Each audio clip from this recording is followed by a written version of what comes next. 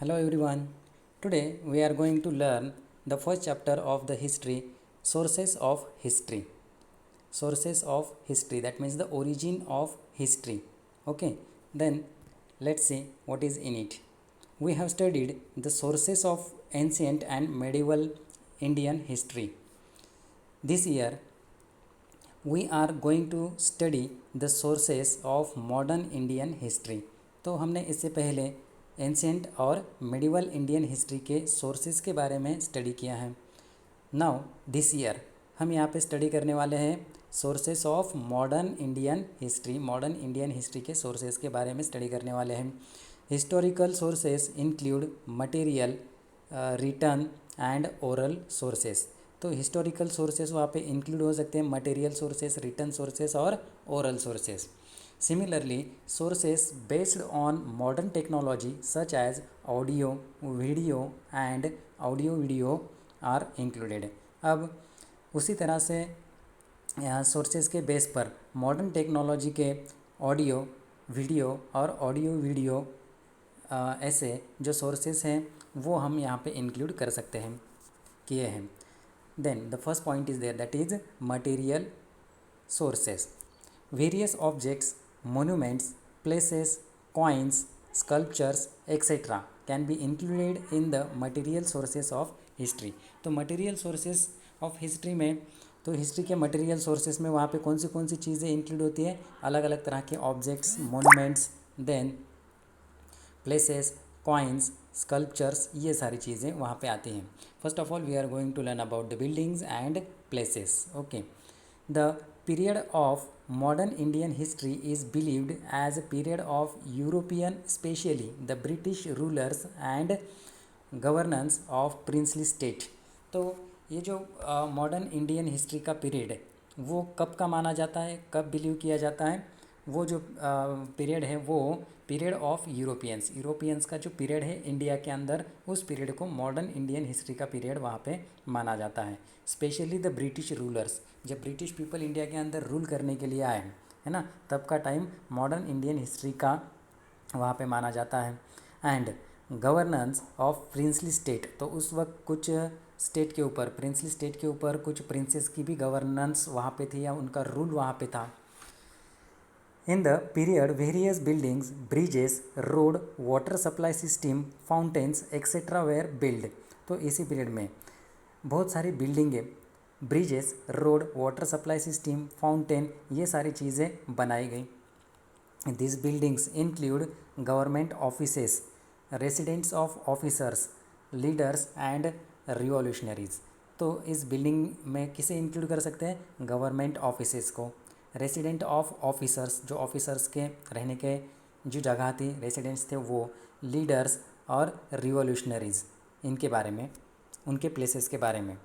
Then places of rulers of princely state, princely state के जो ruler हैं उनके प्लेसेस के बारे में. देन फोर्ट्स, प्रिजन्स, ये सारी चीज़ें बताई जाती हैं. Among these monuments many buildings are intact even today. तो जिसमें बहुत सी सारी अदर बिल्डिंग्स भी अब बढ़ाई गई हैं. Some are declared as national monuments. कुछ बिल्डिंग्स को, कुछ मोनूमेंट्स को वहाँ पे नेशनल मोनूमेंट्स भी डिक्लेयर किया गया है. Whereas some are converted into a museum, और कुछ को म्यूज़ियम में कन्वर्ट कर दिया गया है. For example cellular Jail in Andaman. तो जिसका एग्ज़ाम्पल लेते हुए हम कह सकते हैं कि अंडमान की जो सेल्यूलर जेल है वो उसकी एक म्यूज़ियम वहाँ पे बनाई गई है. While visiting this sites we get information about contemporary history. उस टाइम की हिस्ट्री के बारे में हम जानकारी ले सकते हैं जब हम ऐसे प्लेसेस को विज़िट करते हैं, ऐसे साइट्स को विज़िट करते हैं. Then architecture, nature of the monuments and also the economic condition of that particular period. तो हिस्ट्री के साथ साथ architecture, nature of the monuments, उसके साथ साथ इकोनॉमिकल कंडीशन, उस पर्टिकुलर टाइम की इकोनॉमिक कंडीशन, ये सारी चीज़ों की जानकारी भी हम उन मोनूमेंट से ले सकते हैं. Just as during the visit to Cellular Jail in Andaman we get information about the revolutionary work of V D Savarkar.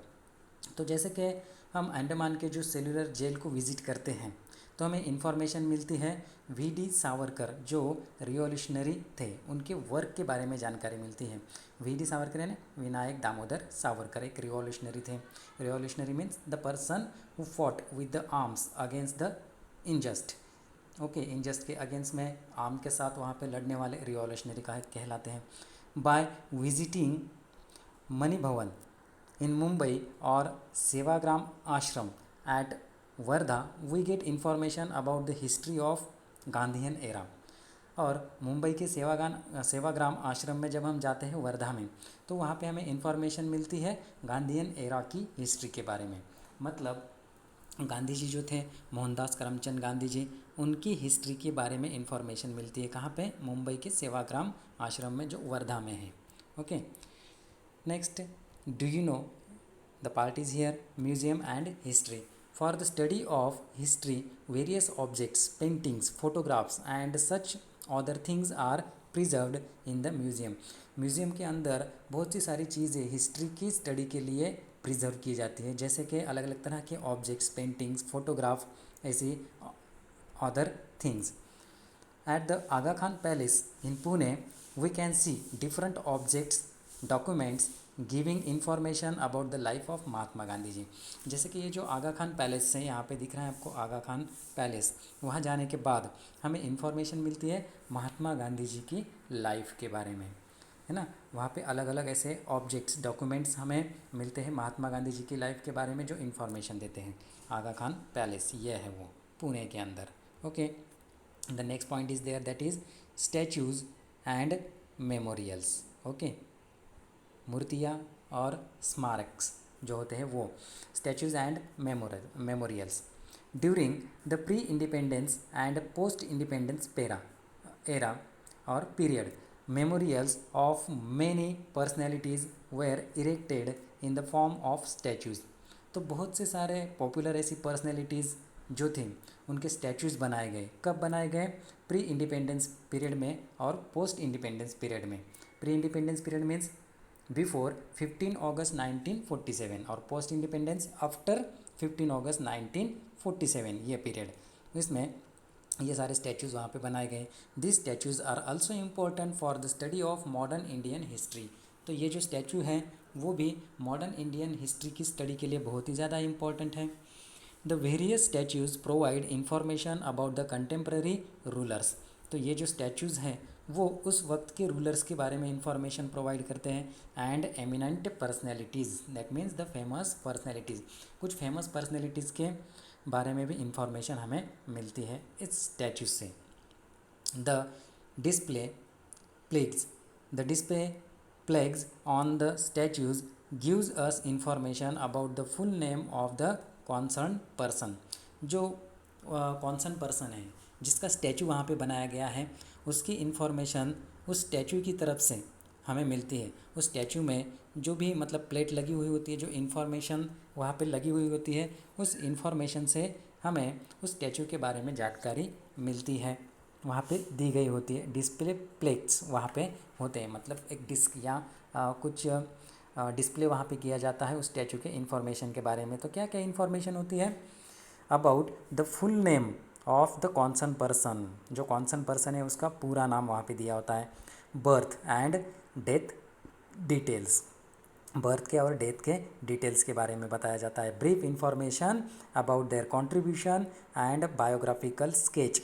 तो उनका जो कंट्रीब्यूशन है समाज के लिए, सोसाइटी के लिए, कंट्री के लिए, उसकी इन्फॉर्मेशन होती है। और उनकी बायोग्राफिकल स्केच, उस पर्सन का बायोग्राफिकल स्केच भी वहाँ पे बताया जाता है। Just as a statue of Mahatma Jyotirao Phule, जैसे कि महात्मा ज्योतिराव फुले का स्टैचू, लोकमान्य तिलक का स्टैचू, डॉक्टर बाबा साहेब अम्बेडकर इनका statue. There are memorials which are erected in the memory of various events which give information. तो ऐसे सारे जो मोनूमेंट्स हैं, ऐसे सारे मेमोरियल्स जो है, जो स्टैचूज़ हैं, वो ऐसे एमिनेंट पर्सन्स के यानी जो फेमस पर्सन हैं उनकी मेमोरीज़ में वहाँ पे बनाए जाते हैं और उनकी इन्फॉर्मेशन हमें वहाँ से मिलती है। About the concern event period, people related to the event etcetera. तो ऐसे स्टैचूज से हमें जो कॉन्सन इवेंट, उस वक्त की जो इवेंट थी उसके बारे में जानकारी मिलती है, उस पीरियड के बारे में, उस एरा के बारे में, उस टाइम के बारे में जानकारी मिलती है। People related to the event, और जो भी सारे उस इवेंट से रिलेटेड ऐसे पीपल थे उनके बारे में जानकारी मिलती है। फॉर एग्ज़ाम्पल हुतात्मा स्मारक एट वेरियस प्लेसेस, तो अलग अलग प्लेसेस में वहाँ पे जो हुतात्मा स्मारक बनाए जाते हैं वहाँ से भी हमें उस टाइम की, उस इवेंट की, पीरियड की, वहाँ के इवेंट से रिलेटेड पीपल की जानकारी हमें मिलती है। Next part is here do it, which we will learn into a next lecture. Okay, bye.